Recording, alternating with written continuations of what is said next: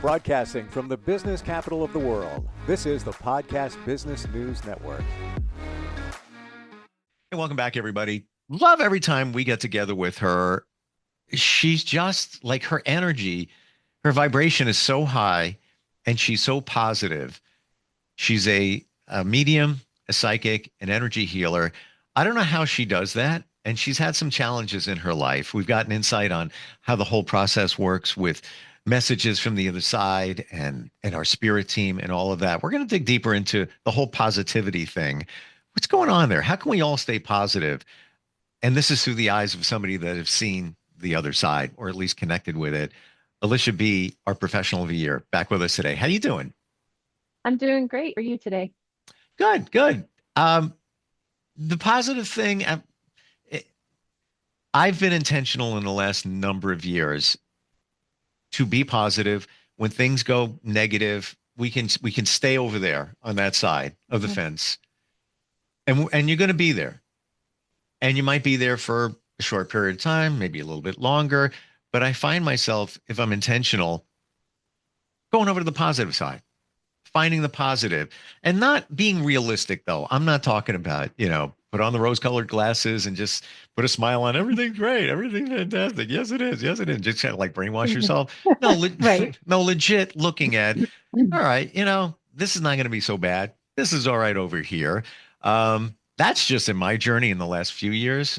Tell us your journey and your road to positivity. My journey it's been a journey. First time I had a change in my life where I couldn't talk. Positivity came into play.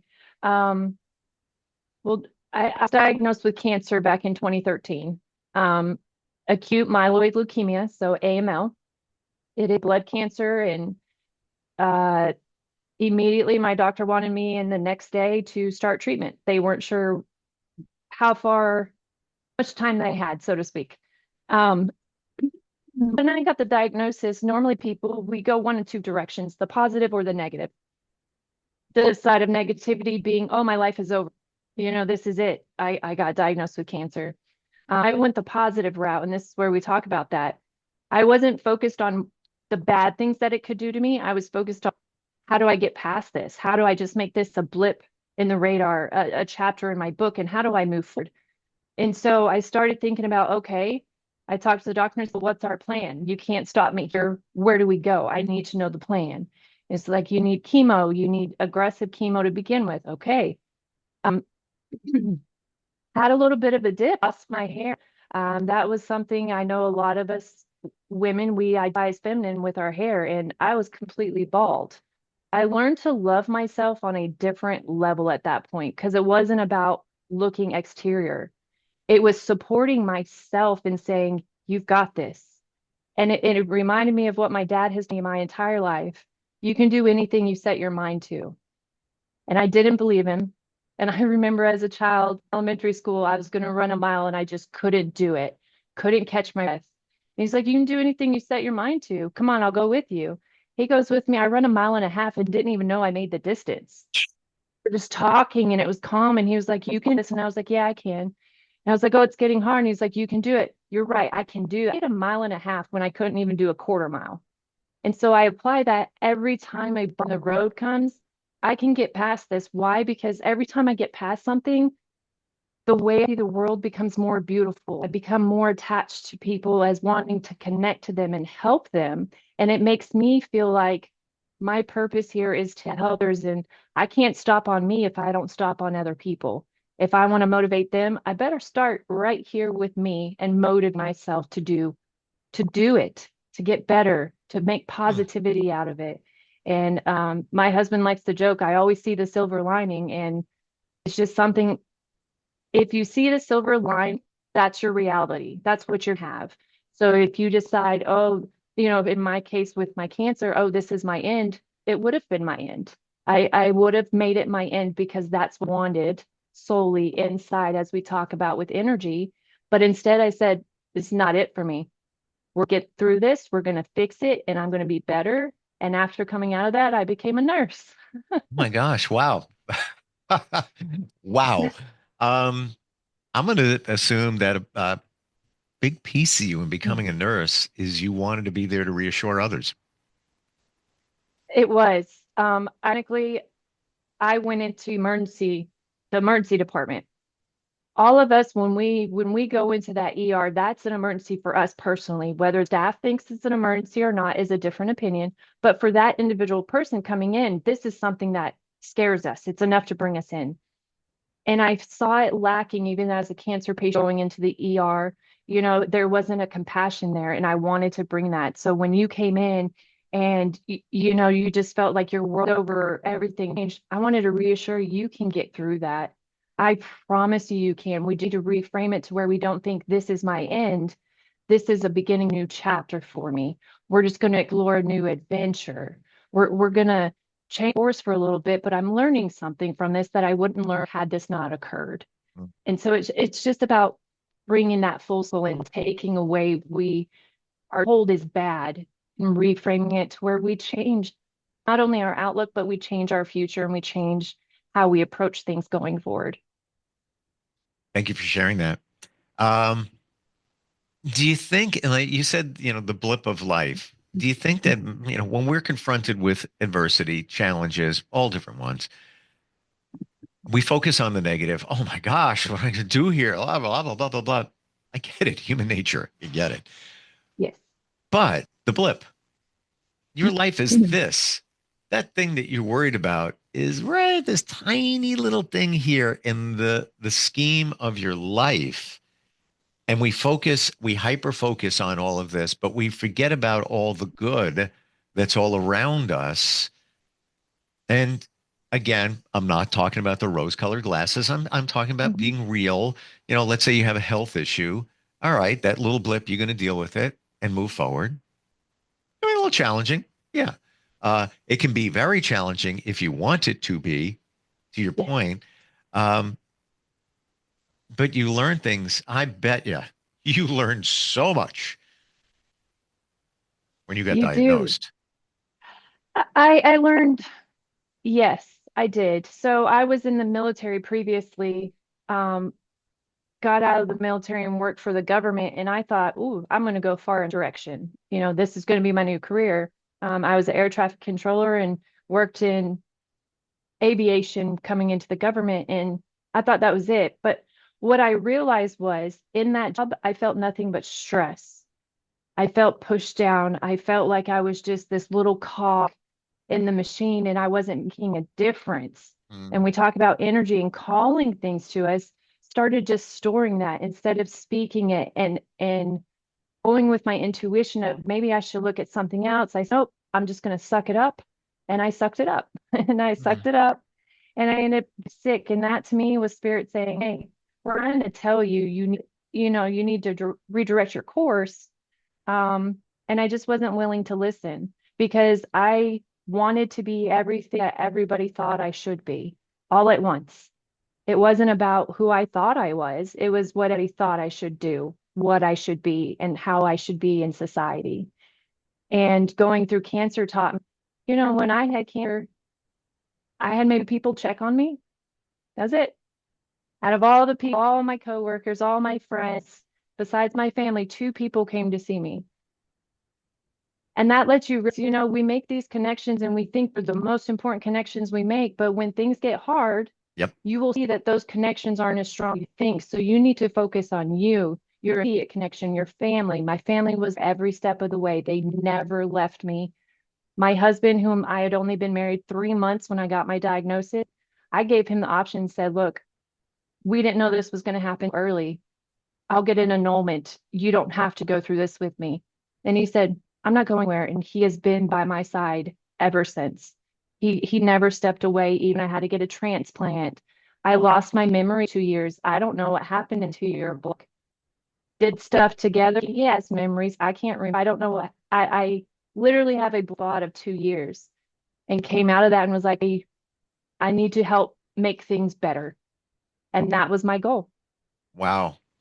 Do you feel that because a lot of us, when things like that come up, a lot of us say, why, what's the reason? Why me? You go into the I had victim the mode moment. and it's, yeah, sure. It's normal. It's how much time you spend as a victim. That's the kind of the game changer, I believe. Um, Yes, did you say like what's what's the reason? What's the reason this is happening? And what was I that did. reason? I I did ask that, and what I got was I'm here to help people. My whole sole purpose is to help others. And working for government, I wasn't doing that help, that connection. It's not just the connection of, oh, hey, can I help you? Like you do help people within your coworker environment in the Sure. government, but it was the connection and the energy that we speak of to where it can help elevate somebody. It helps them understand and kind of align themselves and lift themselves up an area that they may be struggling in because of that human connection that we do. And I wasn't fulfilling that part of my mission of my reason of being here. And when I got that, I actually was going to be an EMT. And I was like, well, maybe I'll do that. I'm still fresh out of the military. I like that adrenaline rush. Went to school and my instructor was like, most EMTs they transfer to nursing a while. You only got so much to step through. And I said, well, what's nursing about? Never even thought of it. And from that point on, when I spoke to her, I was on the nursing path. And I think it's beautiful what nurses do and how we help people. And I know in our first interview, we discussed that it doesn't, I do more here in the energetic realm than I can as a nurse. And I meant that in there's so much holding them back. Nurses learn so much and can apply so many things, but there's so much red tape that we have an area we can kind of help in, but we're not allowed to that whole energy exchange, the mental capacity of helping you through it. They don't give us the time or the ability. Where on this side can do that with you. I can sit down with you. We can talk mental. We can help physical. We can help emotional. We can do all of that, and I'm allowed to do that. Where I was kind of not much freedom in the nurse realm, but the compassion that we bring to each person that we interact with, whether it be in healthcare or not, is what's helped them get through those darker times that they have. Because our light, as shine it, elevates other people's lights, brings up their frequency, and helps them to see how amazing they are so they can believe it and they can help themselves. When you were dealing with this, you're intuitive. What were you getting? Were you feeling anything, seeing anything in terms of the treatment? Did that help you at all, make decisions? The funny thing about that, my focus was helping my nursing staff get through their days. I threw Halloween parties. We threw different holiday parties. My parents would help bringing for them, and we would help them. So we were all elevating each other. They're doing the work, right? They're hooking us up and giving us the meds, and it's not a fun task for them. I tell you that as a nurse, we don't want to give you something that we know is going to cause a reaction that's going to make you ill, but we don't want to see you pass on. So we're going to fight for you. And every day they fought for me. They talked to me like I was a human being, not a diagnosis. And in return, I did what I could, throw a little party for them, tell them how amazing they are, let them know that they matter to me. And we lifted each other up the entire time because it was a give and take, a symbiotic relationship instead of a patient provider relationship. Wow. Um, do you feel that we need to go through these major things to make a change in our life that we should be making anyway, but we're not doing it? Sort of like I I, look at it this way. It's a rock and you throw it into the pond, and then the ripples come out, and then there's change begins. So that rock, Mhm. it was your diagnosis. All right, time for a change. Do you feel like maybe that's the way it works? That's the way the universe works. It does. And I personally feel that the more you ignore your intuition and what the universe is directing you to, you'll see it in a bigger capacity within yourself because they have to get your attention. You're ignoring them. And so they're going to do more to get louder, so to speak. And But what if I, you don't know? I'm right there with you. I Mhm, completely agree.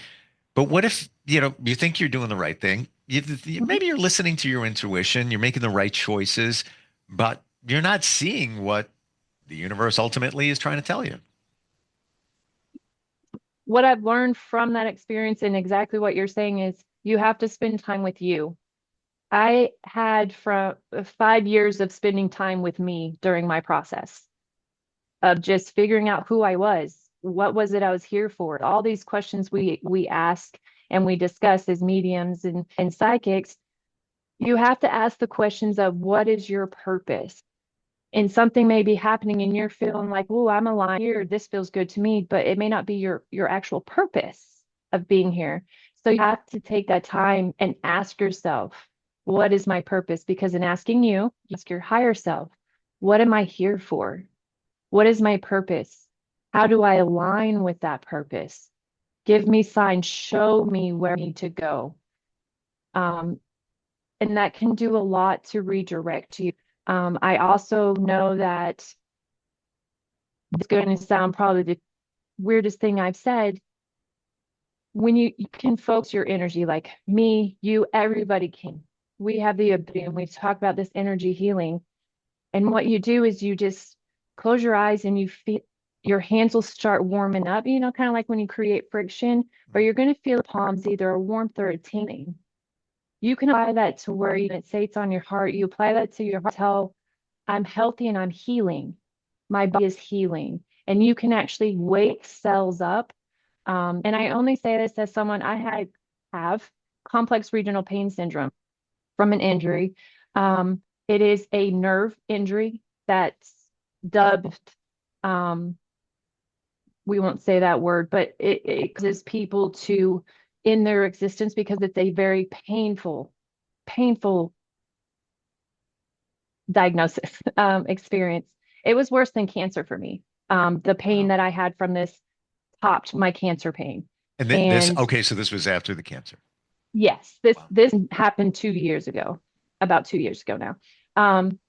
And I focused my energy to my leg that it affected. And I told my leg, and that's the best way to say it, you're healing. This is not pain. This will pass. I've been about 6 months pain free. I have known that leg, and it's not supposed to ever go away per medicine. But you have the power to, as we talk about manifesting and changing your reality to direct it, you have the power to also do that with your own body. You just have to believe that you're doing it and know that it's happening, and you will see the changes begin to. Somebody just told me what you said yesterday. Did they? I swear, it's like the universe is saying, and they even did, rub your hands together, do it really fast, and you'll feel the heat, and then, go to a chakra, whatever it might be. Mhm. Let's say, Bob, you just said it, I guess. When you have, challenges, you can use the power of that. It's called Reiki, I guess, or energy healing to go to your Mhm. body and tell your body you need to heal here. Um, I don't doubt it for a Don't second. don't be surprised when you do that. Some kind of old emotion or old memory will pop in. That is yourself telling you process that, because then we can let it go. Process that, and we can help. We're going to help rejuvenate you. But if that means you need to cry, cry. If you need to grab a pillow, scream in it, punch the pillow. Do what you need to do to let that out. And then after you address that came up, what I like to do is I now release it as love and light. You have no bearing on me more, and you let it go. And that way it doesn't stay there and it doesn't stay stuck. And you can do beautiful transformation yourself by doing those talk throughs and those expressions of emotion. Wow. Powerful stuff we're talking about here. Like, seriously. Um, One would not believe that you're, based on our talk, a psychic medium. It sounds that we're looking at the energy healing side, but it's all part of it. Um, Yes. when you were going through that on the medium side, the intuition side, were you not able to see things because it was happening to you? Like, sometimes, psychic, I got a friend who's a psychic, and she hurt her toe, fell, whatever. And, skeptical people. Ooh, didn't you see that coming? You're psychic, huh? Yeah. How does that work when that's you? So we don't get to know about ourselves, not specifically. So where I could look and do a reading for you and say, oh, in 5 years, not 5 years, I don't do time frames. That was strike that. You know, I see that you're going to face this issue. I can't look into that for myself because then I am changing and it's kind of cheating on a game. You're getting ahead of yourself and using that to change the now when you need to go through if you're not going to change it on your own. And so they didn't tell me like, hey, if you keep going this way, you're going to get cancer. That's not how it works. They were giving me signs of pulling me in one direction or the other. And I was like, ignore, ignore, deflect, deflect. I'll take it's fine. And I didn't pay attention, as we always say, those little messages that came through. And that's not saying whomever is hearing this message is in the exact same boat, because if you're not as awake, as they say, you might not see those messages come through because you're not ready to accept them. And so when things happen, we just have to remember that this is because we have a lesson. But I didn't get cheat codes, just like I can't get the lottery Well, numbers, which would be great well, there's someday, there's you another know? classic. There's another classic, Yeah. that people say. What about an eye on your treatment? So let's say, at some point, treatment A, treatment B, and you're sitting Mhm. there like, which one should I pick? They seem reasonable. Would you use your intuition, you or anybody, for that? Um, for me personally, or if I was speaking to somebody, You personally, are for you me, are you able to do that? Back to the cheat codes, I guess. yes. Uh, So it's not a direct message as if I was getting it for somewhere else where I get words, pictures, and I get an event. Sometimes it'll show me an event. For me, I have to really go in because it's to be that intuitive gut feeling. Okay, they're going to give me option A, B. One of them's going to be like, yeah, I hear you. And the other one's like, oh, for some reason, that just seems like the better thing. That's the resonates with me. I can feel it in my stomach is going to make the difference. hmm, And that's how it even went for me in a moment. Because again, I don't get to cheat. I'm on the same playing field as everybody else. And I have to rely on intuition, that inside, abdominal pain or solar plexus telling me this is the one you need to go with, or this is not the one you need to go with. Yeah. wow. Um, Fascinating. Thank you for your transparency today. Learned a lot about all of this. And again, adversity is going to pop up. It's Yes, it's it's gonna it's gonna present itself at some point in your life, and the question is, how are you going to deal with it? exactly. It's going Mm. to keep coming, but it's all about knowing that as you work through it and get to the other side, it's a positive thing that's coming, and reminding yourself positivity will come from this, will make a world of difference. Final question, real Mhm. quick. Sentence, answer in a sentence. That stuff that pops up, challenging. Is it always for a reason? Yes, it is. Um, there's always one we talked about, if you're not on the path you're supposed to be. If there's a lesson that you want to learn, and your whole soul wanted to learn, and you're kind of skirting around it, you can be redirected to learning that lesson. Um, but there's always a reason behind it's not just they're going to knock you down for the fun of it. They don't do that. It is to teach you something about yourself, or maybe about your surroundings, depending on what even occurred. It is to teach you something in that moment.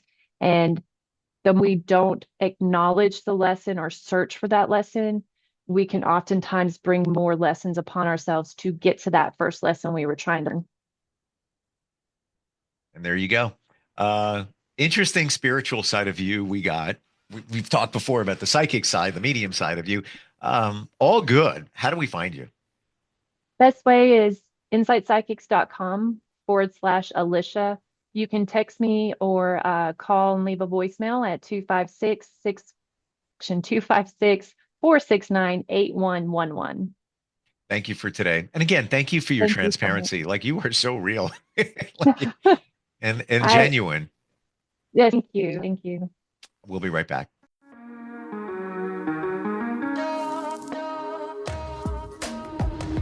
Broadcasting from the business capital of the world, this is the Podcast Business News Network.